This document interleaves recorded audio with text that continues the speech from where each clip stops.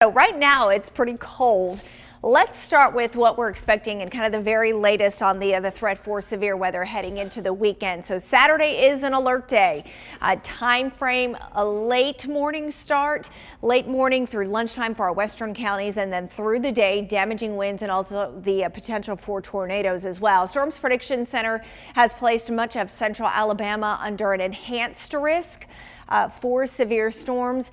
They have also included within this enhanced risk the potential that somewhere in this area that we could see perhaps a strong tornado as well. That means the EF2 or higher. So again, everybody just needs to be prepared.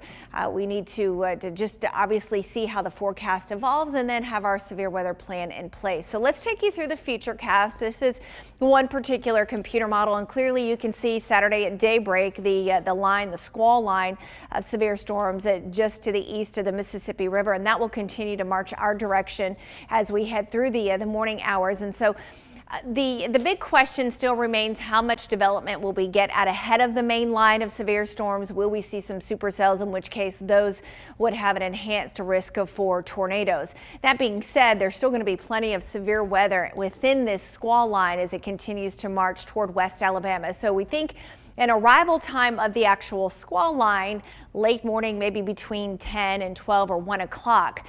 That being said, if there's any development out ahead of it, obviously the threat for severe weather would begin earlier than when the actual line moves in.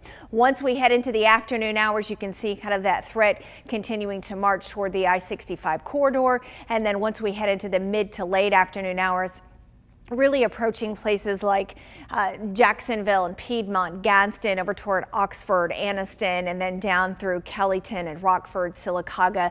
And then once we head into Saturday evening, the threat should be over as it continues to move into Georgia. As far as storm impacts, as we mentioned, damaging winds and tornadoes, there is a medium threat right now that we will see these. And again, there could even be a stronger tornado too, somewhere within that Mississippi and also central Alabama area. So we'll continue to keep you updated on that, but severe storms looking likely on Saturday. Dry weather this morning, clouds move in through the day today. We will see temperatures climbing into the low 60s this afternoon. Some showers around tomorrow, warmer, severe storms on Saturday.